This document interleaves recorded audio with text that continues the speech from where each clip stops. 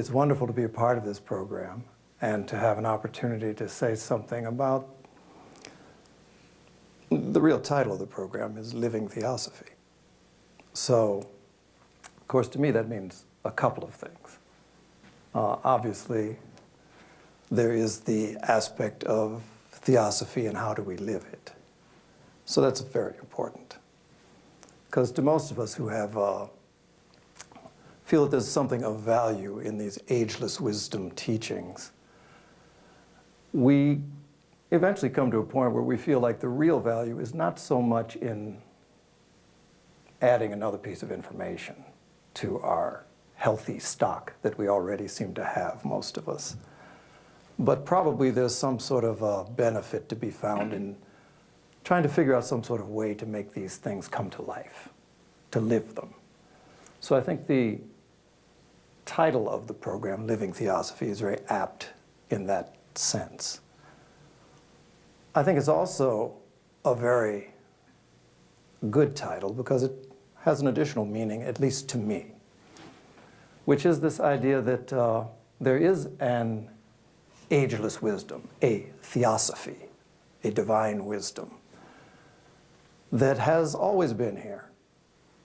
It hasn't gone anywhere.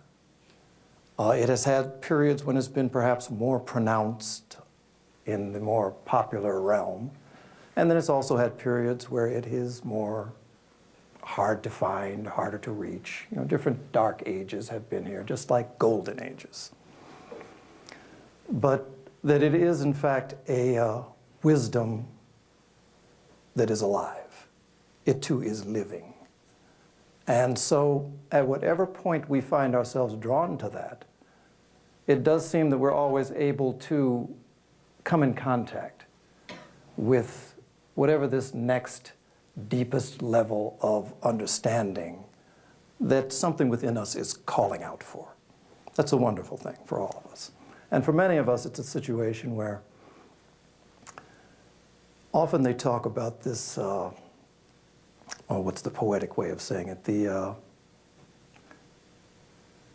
People become somewhat discontent, and they find themselves hounded by the hounds of heaven, is one of the ways it's been put. So it's as if something's kind of dogging our trail, where the normal sorts of activities that might have been satisfying to us at one point somehow cease to satisfy. And so then we find ourselves needing something more. And that's a point where for many people they're drawn to a variety of things that call upon the deeper parts of ourselves, some sort of way to contact what some would identify as that which is spiritual within us.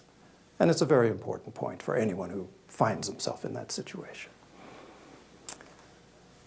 So in talking about our subject tonight, one of the things that is very closely linked to the Theosophical Society, to its development, and to the spread of the sort of particular slant on the ageless wisdom teachings that Theosophical Society brought to the Western world. One of the things that's very important to that and central has been this whole idea of the Mahatmas, or the masters of the wisdom. A lot of different names, probably most of us have come across, that talk about this stage of development, or these sorts of beings who have reached this stage of development. So there is Mahatma, and as Pablo explained last week, you know, the basic meaning of the word Mahatma is Maha-Atma. So I'm sure you all know that from your English classes.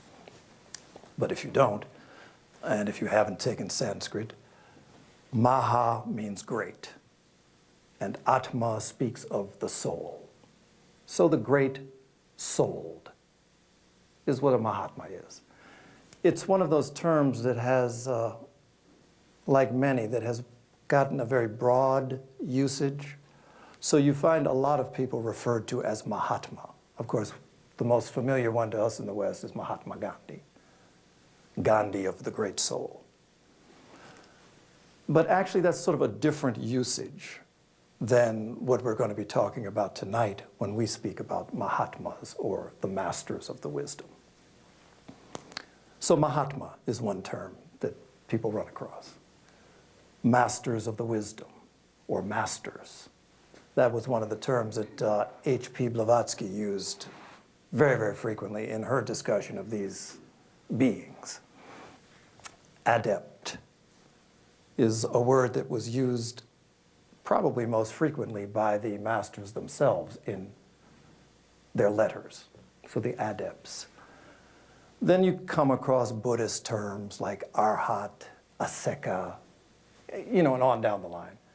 Christian frame of reference, we're probably more familiar with the description of these people or these Mahatmas as the just men made perfect. So those people in whom some sort of sense of justice, some perception of the innate rightness and righteousness of the world has become perfected. So the just men made perfect. So anyway, a lot of different terms. But just put that out there so that we're aware that when you run across the one, we're talking pretty much about the same thing. I should say, too, that this whole idea of the masters of the wisdom is something that is not a new bit of knowledge to the people of India or China or Tibet. That's something that's been a part of their spiritual tradition and their spiritual heritage for a long, long time. It's a relatively new idea to the Western world, to the Euro-American world. When I say relatively new, I mean you can really track it to the year that it came into the parlance and the thinking of Western people. And it came through H.P. Blavatsky, who was in fact one of the founders of the Theosophical Society. She's the one that introduced this idea in the 1870s about the existence of these great beings whose learning, and not just whose learning, but whose development and spiritual evolution had moved to such a high level that they were in a position to really aid and bless humanity.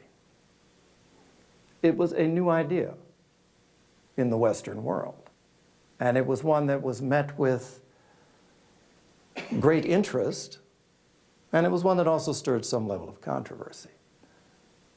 To some degree, it's kind of good to put some of these things into context. I hadn't necessarily thought of it in this way, but here recently I was out at Crotona in California, which is a theosophical center out there. And there was a program being conducted, and there's a Professor Robert Elwood, who has written largely about a wide range of subjects related to religion and theosophy. He was talking about the context of the 19th century. So the 1800s, when these ideas first came into the awareness of the Western world. He described it in a way that I sort of reserved this description for our time.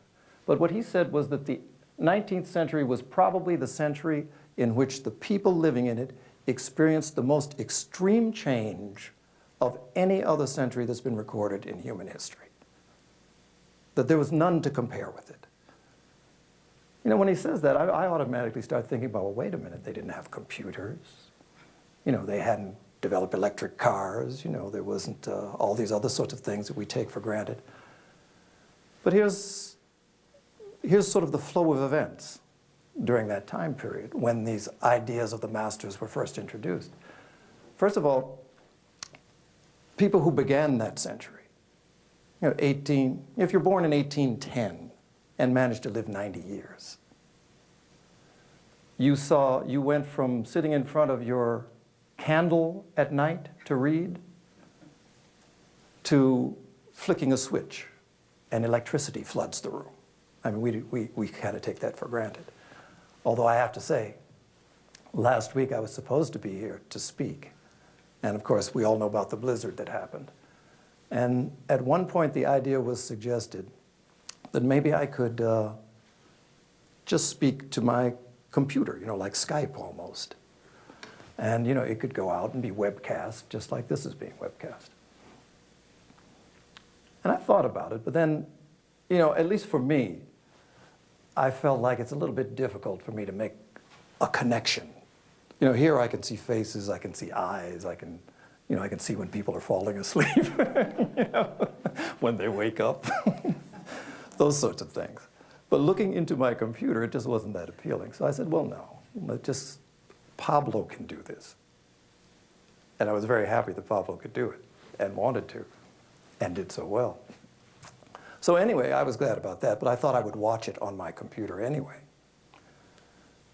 So right about the time the thing was getting ready to start, the lights went out in my entire house, in my entire neighborhood. The electricity, which I had, all of us just take for granted, went out. So it was a very good thing I didn't make that decision. But I say that just to say that if you were born in the beginning of the 19th century, that wasn't even an option. It was just a question of whether your match worked or not, which would determine whether you had light. In terms of the travel methods, it went from horse-drawn carriages to cars. In terms of the religious thinking, Darwinism came in and just turned everything over. Spiritualism came in, where there was this actual sort of contact with something beyond the visible world. Governments, at the beginning of that century, it was almost exclusively monarchies. You were ruled by a king and his princes and princesses. Democracy, there were like 2 existing democracies when the thing started. And so everybody it was a world in turmoil. And into this world comes this sort of very, very new way of looking at things that was introduced through Theosophical Society and HPP about these masters. Now, for us, it's a little hard to kind of grasp how fascinating and how electrifying these ideas were at the time. Because it was something that was reported widely in newspapers. Sightings of the masters were taking place in all kinds of very, very unusual ways. I mean, to speak about seeing the masters, very often people who saw them because they appeared out of nowhere, disappeared equally the way that they had. Some people saw them in their physical body. Other people had occasions to see them going by the windows of their homes and places of residence. Letters were received that didn't just have the U.S. postal seal on it. They were precipitated, which is to say that, just like rain, out of the air, a letter condensed and would drop to the floor, drop to the table, drop to your lap. And these are ideas that sound kind of way out, except that they were witnessed by people like us. Testimonies were just countless examples that would say, if you examine the evidence of the people that saw all these sorts of things, it's undeniable that something was going on. And so there were all these sort of phenomenal occurrences, and many of them were related and linked to the masters of the wisdom. So, this is the sort of setting, and this is what began with this idea of the masters, and then some sort of description of who, in fact, these masters are. Because part of the idea at the time was that many people took it that for all of these things to happen, and for not just the phenomena, but the real offering, the real thing that came out of these sort of encounters with the masters of the wisdom was something more than just phenomena. I mean, those are interesting things. You know, I think I would still be telling the story if I saw someone materialize in front of me and disappear. It would be important. But what the masters of the wisdom put forward was this, that, you know, these phenomena in many ways were just something just to kind of get someone's attention. And then they stopped. But that the real value of the idea, even, of the Mahatmas is to be found in what it is that they say, what it is that they brought, the teachings that they brought about not only the nature of the human being, of you and of me, but of the sort of direction in which our growth is headed, of the potentials that lie within each and every one of us. So that's what they would say was the real value. And the fact that at this particular historical time, that a lot of the deeper potentials that we all possess were in danger of being frustrated. That, you know, the mindset of the era was one of such intense material, it was very dense sort of thinking. It was a time when religion was being replaced with science, and science was purely thinking that ultimately everything can be explained in terms of physical phenomena, and was proving it day by day. So that trend in thinking was one that, for whatever reasons, the Mahatmas deemed was one that would be, I mean, they describe it in places as pernicious, something that would be very harmful to human development if it was allowed to continue. So it was thought that this was a time that was in some ways ripe for some introduction of some deeper wisdom, specifically in the Western world. And so that was what initiated these initial sorts of contacts with the Mahatmas. So who are the Mahatmas, and who do they say they are? Just to have any sort of consideration of them that takes them out of the realm of some sort of phenomenal or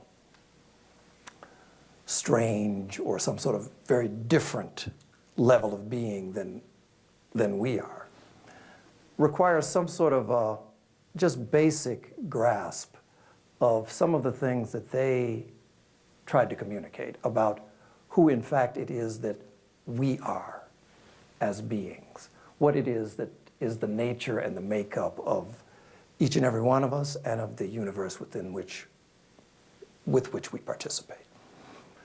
So part of the thing that they said was that for each of us, we are sort of a compound being. And always it comes down to this idea that we are sevenfold, or that the thing that we call me in its completeness is more than just a physical body or more than just its emotional component or the thoughts, but it's these levels which include physical, which include emotions, which include mind in its operation as a concrete and analytical sort of tool, and in its higher function as a more abstract, upward-reaching vehicle of consciousness. But it begins with this whole idea of the soul, or of the Atma.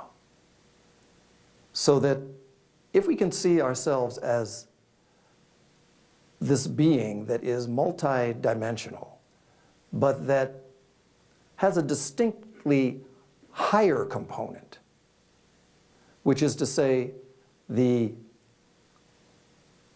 higher aspects of thinking, what we speak of in terms of intuition, or buddhi as it's called, and then this Atma, And then there's the normal realm where we function, which is this physical world, controlled by its emotions and the thoughts that are guided by our feelings. What separates the master from the normal way that you and I function is not that there is any new element that is added. The difference is solely one of, really, of development. In the sense that where you and I are swept away and tend to be centered in our feelings and our thoughts, the Mahatmas operate from a realm where their center is in this higher functioning of consciousness. So the beginnings of that are at this abstract sort of manas, or a higher mind. And so they're able to work with us in various different ways. Just a couple of quotes, because a lot of what we speak about when we talk about the Mahatmas comes from what they have said about themselves in their own writings, the Mahatma letters and other writings that they put out.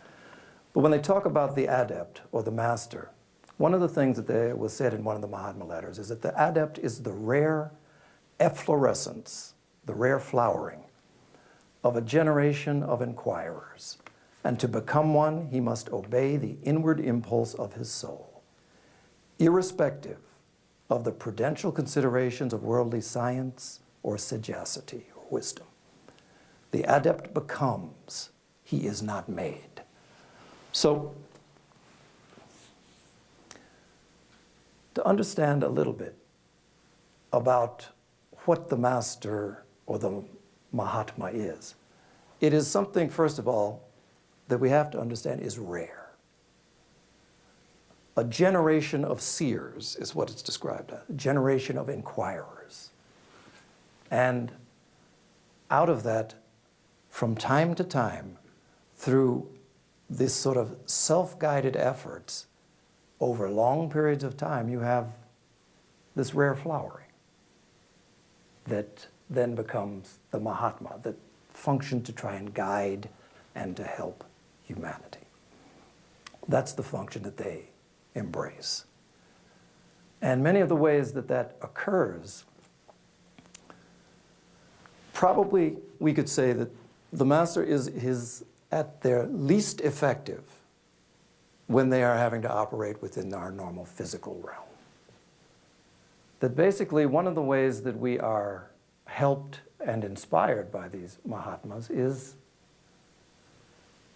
through the plane of thought. It's a very interesting thing. You find people like Winston Churchill or Abraham Lincoln. You know, people who are in very sort of high positions of not just authority, but at times of crisis, who have spoken very clearly about a sense that somehow or another, in the difficult times that they have had to face, that they have felt that they have been guided, that they have felt that there has been some sort of unseen hand that has helped to direct their ways through these difficult times. It's something Abraham Lincoln spoke about, George Washington, many people in this situation. And one of the functions of the masters of the wisdom is to try to, in fact, where there are minds that are open, to try to give those thoughts that will uplift, to try and seed the mental atmosphere of the world with thoughts that kind of lead us to whatever that next level is of thinking. And to those people who are open to that, they become sort of the leaders of, in their various fields. It's always something where in the field of invention, of new sorts of helpful devices, the same people, I mean, when Darwin came up with his theory of evolution, the same idea was simultaneously come up with someone else. Darwin had to rush his to press because he had heard that this other one was going to come with this great idea, something that hadn't been thought before. And so this is one of the ways that the masters of the wisdom work. Should say, too, that one of the things that the Mahatmas have always emphasized is that they are not gods. You know, very often it's very easy for us to look at them as some sort of being that's out of touch with humanity. What they would say is that we are human beings. We are not gods. We are not spirit guides. And that as a result of that, they have the capacity to make mistakes as well. But as I said, when they make their mistakes, it's when they're operating more so at our level than at the higher levels where they're more accustomed. In one of the first letters that they sent to A.O. Hume, one of the things they said about the ways in which they function that speaks to this aspect of their not being gods and they're not operating outside of the normal laws that govern the universe. They said that the cycles must run their rounds, and periods of mental and moral light and darkness succeed each other as day does night. And we, borne along on the mighty tide, can only modify and direct some of its minor currents. So the idea that part of what they're doing is directing currents of energy that you and I respond to. So in the 1800s, one of those particular currents was the formation of the Theosophical Society, with the idea that the introduction of some of these ideas about the potential for our own evolution and the description of who we are in our inner nature might be something that might help to shift in some way the direction that mind and thinking of the time was taking. So that's one of the ways that they could try to modify and direct. Part of the difficulty that they have always had is that in doing that, they have always needed people like you and me to help that effort. You know, they do not operate in a way where they are commanding or taking over anyone's will. It always requires the cooperation of those of us who feel that there's some value in that. So they say having to deal with an immutable law and being ourselves its creatures, we have had to do what we could and then to rest thankful. We cannot stop the world from going in its destined direction, and we are yet able to divert some part of its energy into useful channels. To think of us as demigods, and my explanation will not satisfy you. If you view us as simple men, perhaps a little wiser as a result of special study, and then it ought to answer any objections which you may have. So they always seem to stress this idea of their simplicity as simple men, which probably is being a little bit too humble from, you know, the deeper we kind of see who and what they are, the deeper it seems that that's an example of humility. The tradition that was the tradition that was current in the East was really something that was kind of at odds with the Western approach. I mean, for us, we have always had this sort of idea that if something is known, then it should be something that's shared and known by all. You know, this is sort of the democratic idea that nothing can be hidden. But what we've been told is that for the Mahatmas and for their students, the tradition has always been exactly the opposite. That it has been, in fact, a tradition that you could call a tradition of secrecy, which is to say that many of these truths which we have become familiar with through the Theosophical Society were only available to those people that made themselves ready for that, to those people that had prepared themselves to be able to utilize them. So, in that sense, it was a very different way of operating.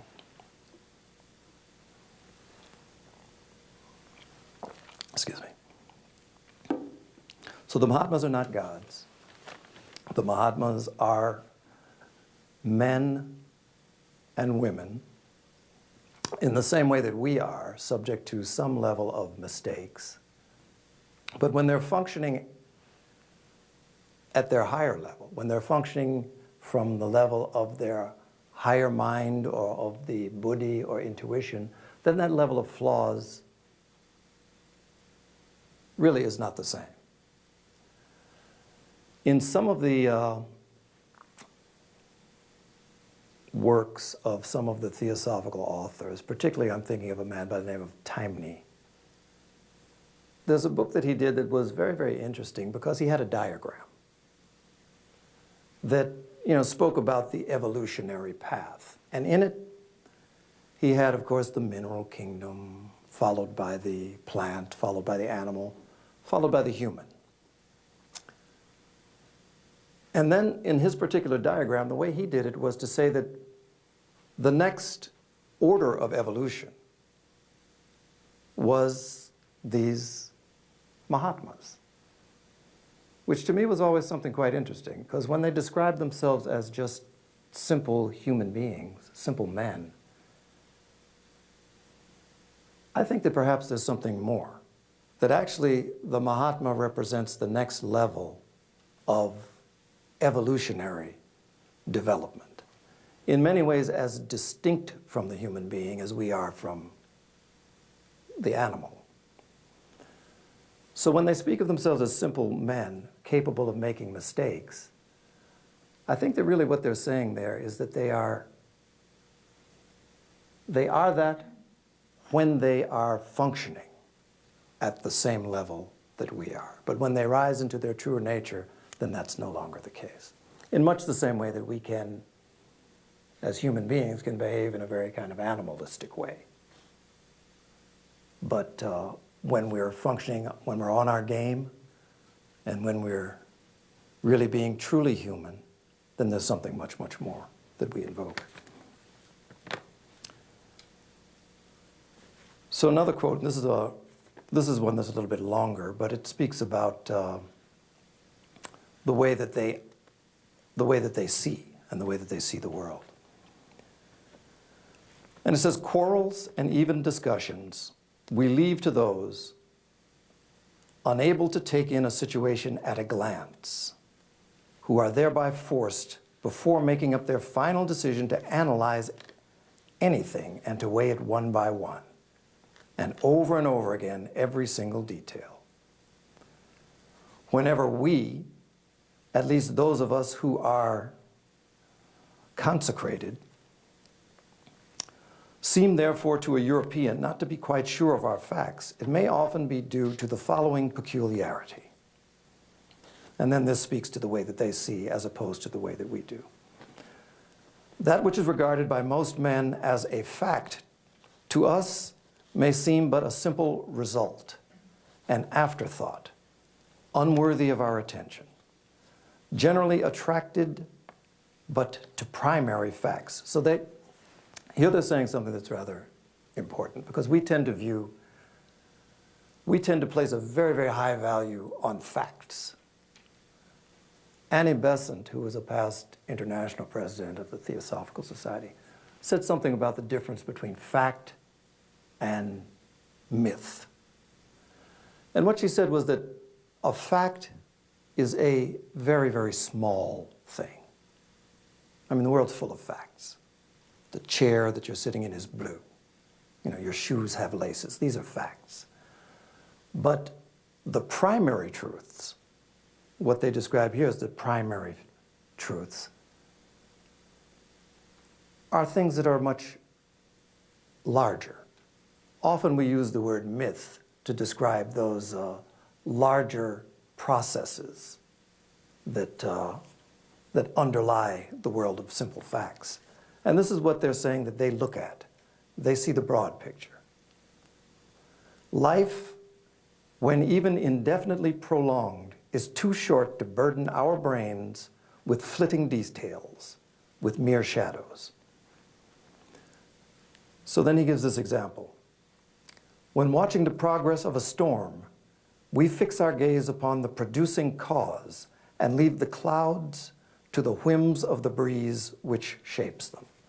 So the idea that they look into essential causes and that that's the realm of their vision and their activity.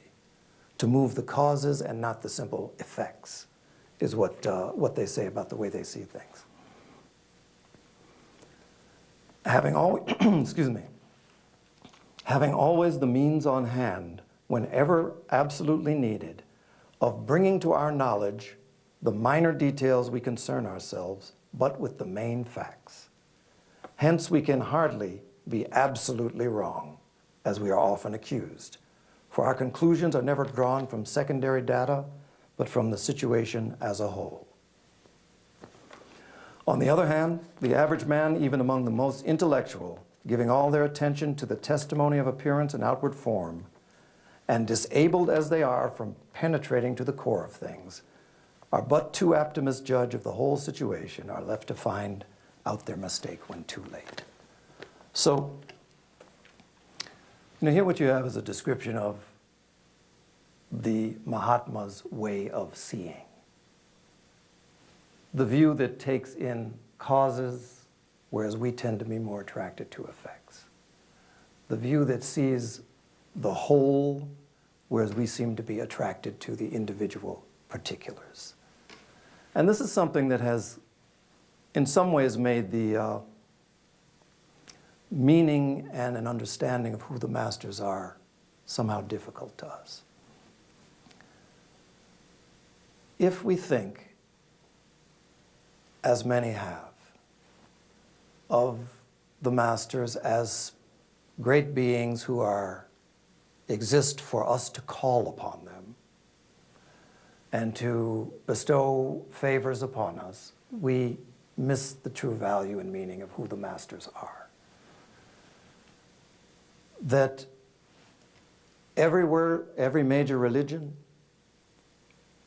that has come into being has been one that has been founded by one of these masters.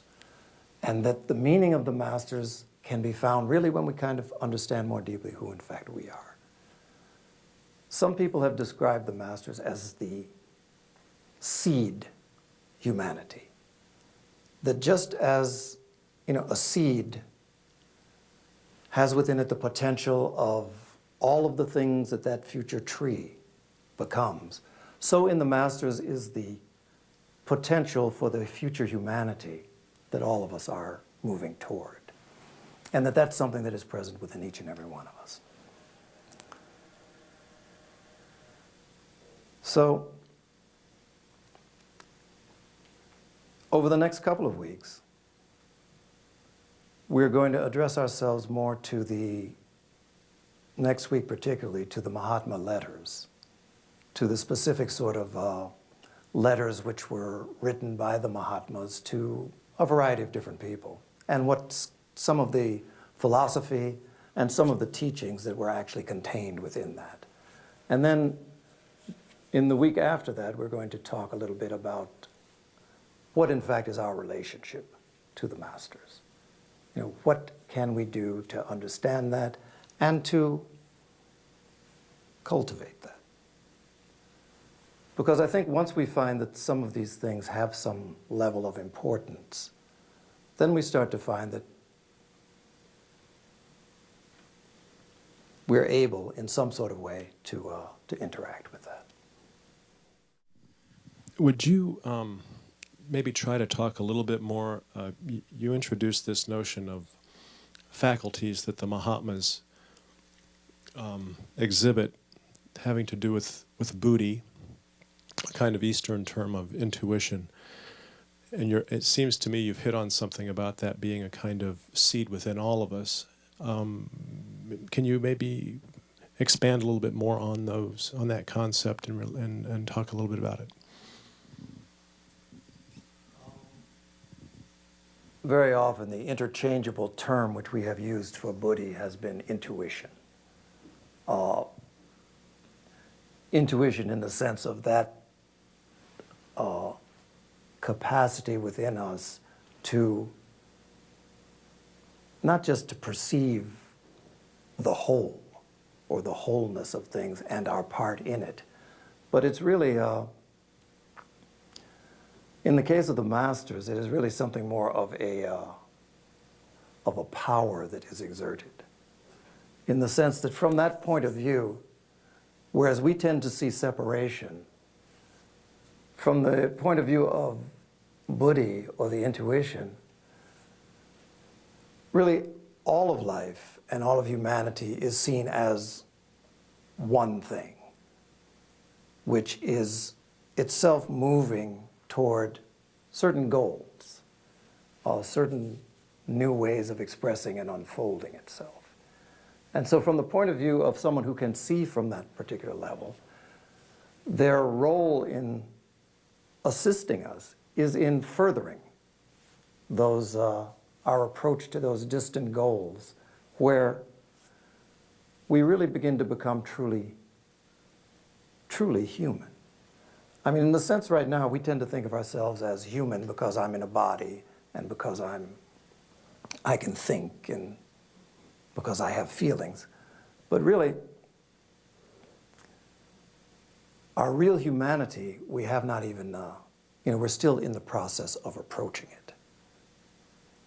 Because really, our real humanity takes place at this very level where we start to be able to perceive ourselves as part of a greater whole.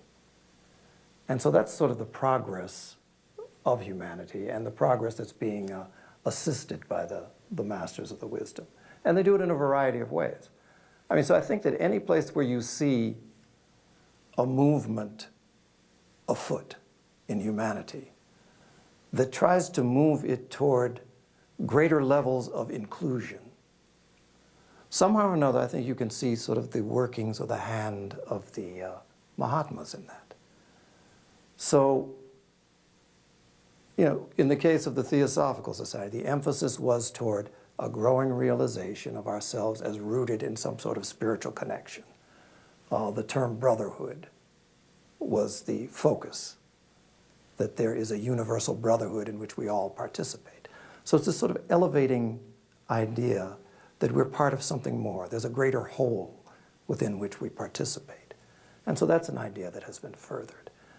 I tend to think that, in our particular time, where you have had a number of different movements, civil rights sort of movement, was one of those ideas whose time had come that, again, there are greater levels of inclusion, and that these sort of false barriers are something that resist our natural tendency toward this progress. I tend to think also that even in our time, that this whole upsurge in this awareness of ecology and of our deeper connection with the environment, I mean, it's not a new idea, but certainly in the Western world is one that has become very prominent and, has taken on the characteristics of many past sorts of religious movements might even have had. So, those are the sorts of things where, the sort of all-inclusive view is trying to take us by steps to kind of honor the environment, to honor our role within progressively greater wholes. And I think that's the view of buddhi, of intuition, and that's the work that the masters seem to be continually engaged in. The only stumbling block and the only problem to all of that is always us and our resistance to, in a way, our resistance to accepting some sort of deeper awareness of our own potential and of who we are. one of the great antidotes to that, and something that's often spoken of in the Mahatma letters and by by Blavatsky and others, is that always it has been emphasized that one of the ways that we can kind of mitigate these barriers that tend to isolate us is in some form of service to others. So, while a brotherhood may be a lofty idea and a noble one that we embrace, somehow probably all of us have some difficulty in finding ways to enact that. And so always, small acts of service or of reaching out to another have a way of dissolving these sorts of barriers. So, for each one of us, the process becomes one of how do we become more open, more available to these sorts of help that can be ours from within, from inner planes. And always one of the great barriers is, this sense of self and this sense of self-isolation.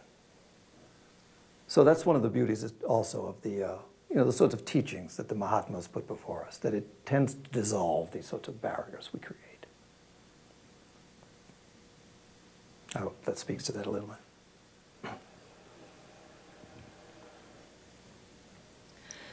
Why do you think that the same people that have no doubts about the existence of Jesus or the Buddha have had their doubts about the existence of the Mahatmas?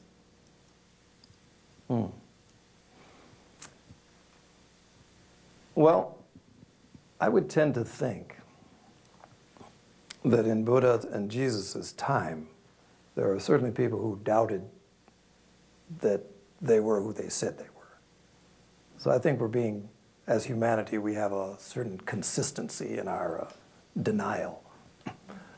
But, the people who would deny the existence of the masters, and that of course was a very strong tendency during the time of Blavatsky and others, when the masters were first being announced to the world in this way. I think it's in a way it's kind of a foreign idea. The traditional way of thinking is that there are these great beings who somehow incarnate in very unusual ways. The way the Jesus story is told, it's a way that's not natural to anyone that we know, virgin birth. And so that these are some sort of supernatural, outside of the realm of the normal activities of the laws of the universe, that these people come into being. And so when you adopt that sort of thinking, then, the teachings of the Mahatmas, that's not what they're saying.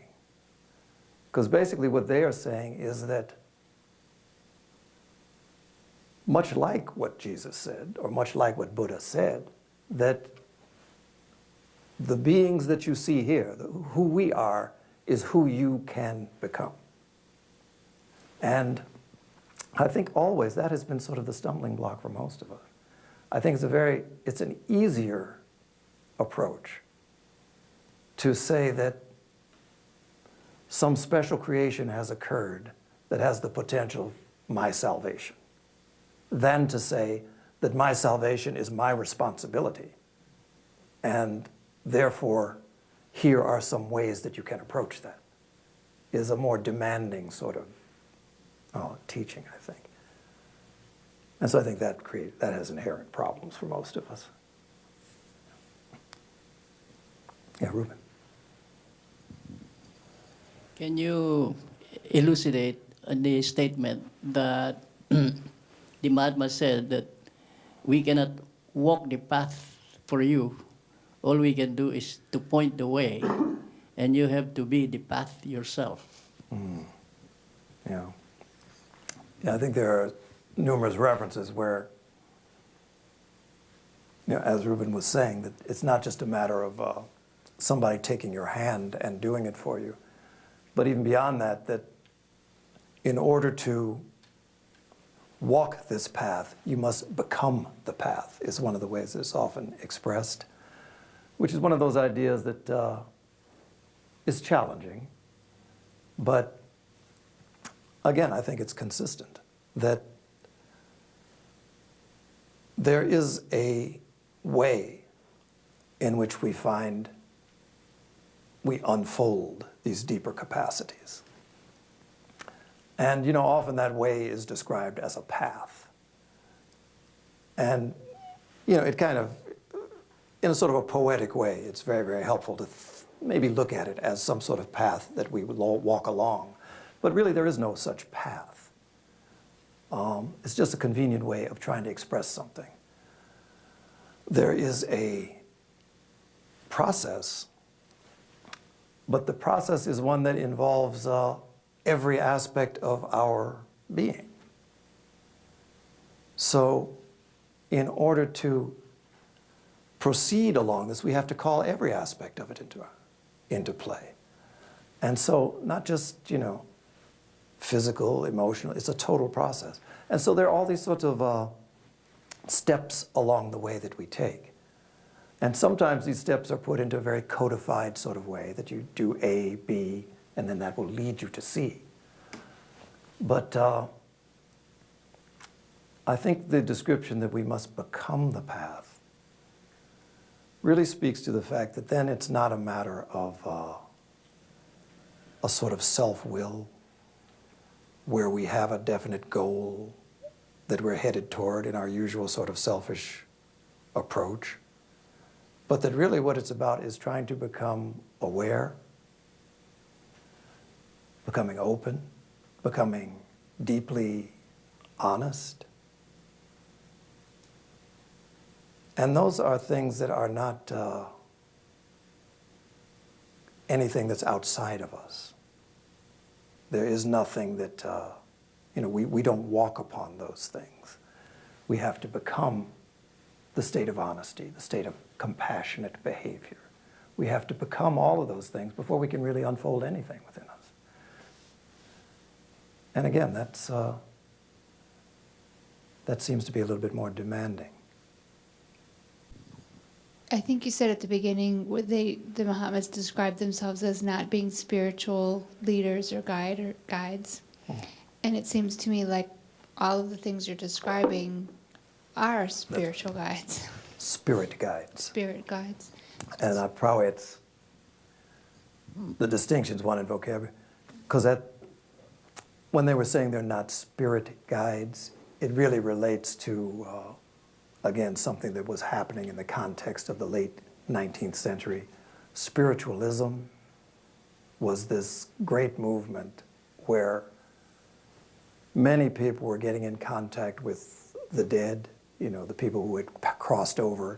And so very often there were mediums who were spoken to by what they described as spirit guides.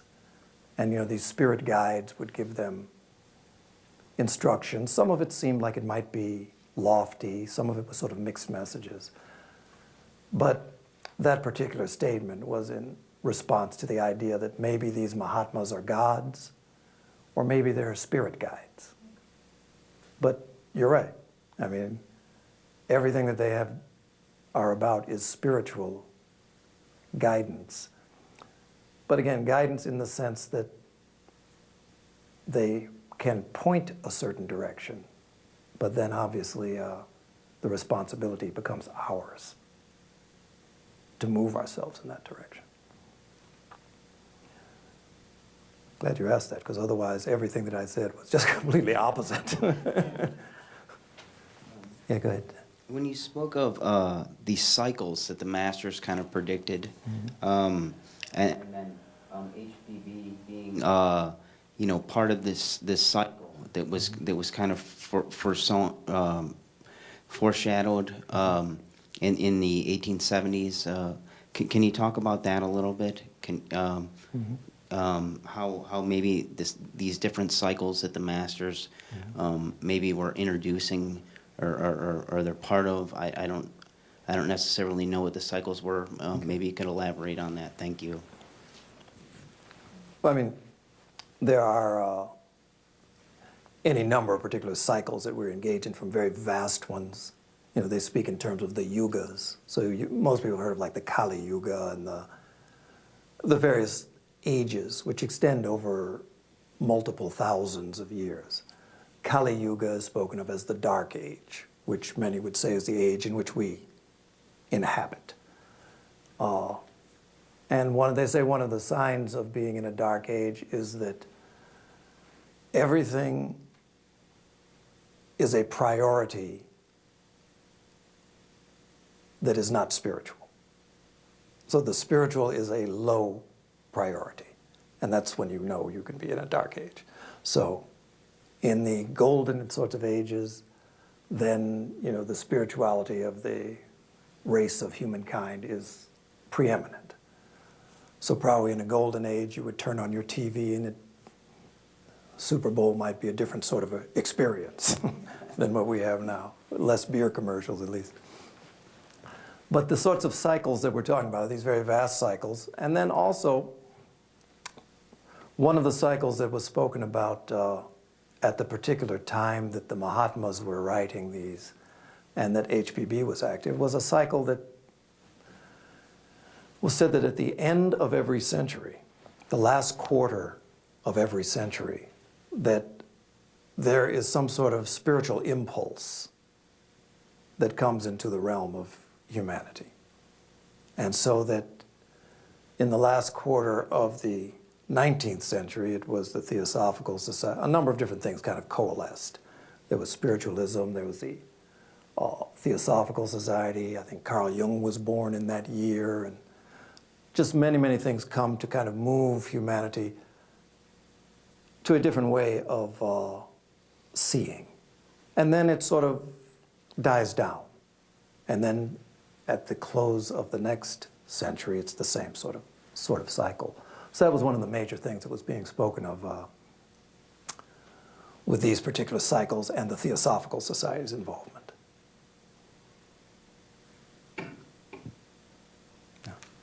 Yeah. A few things on this, making a choice to walk our own path. Mm-hmm. We make that choice, but we're also, I think, assisted and maybe not aware of how but we have to make that effort first. Mm-hmm. There is assistance along the way when we are at one with that higher manas that you talk about. There is that guidance that meets us in half the way. Mm-hmm. Mm-hmm. But also I wanted to say that, and I've heard it before in another area, that the Theosophical movement is not the only movement that the masters are using for their purpose of evolution. Mm-hmm. No, I think that would have to be true. And probably, you know, there are many, many different directions that they're attempting to influence humanity. And you know, the Theosophical Society is one. You know, again, I'm often impressed by the examples, one of them that I gave was Abraham Lincoln or George Washington or Winston Churchill, who, you know, so there's this sort of political involvement in the sense that those who do try and reach up to try and embrace some greater view of humanity. And very often you have people who, just by virtue of their position in life, must think in terms of greater wholes. You know, the heads of nations have to think of nations and how that interacts with the world, particularly now. So I think actually now we find ourselves in a very ripe time, I would think, where, you know, the global vision is becoming actually the normal vision. It's something that's really inescapable. It's absolutely impossible for anyone now with access to electricity to be unaware of things that are happening on the other side of the world. I mean, we're linked that closely. Within seconds you can know.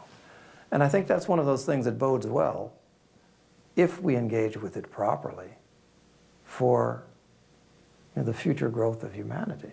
Right now, things may seem like it's a little bit dicey or perhaps a little bit dark. Probably most people who make a habit out of watching the news have very good reason to feel that the Master's work is challenged at best.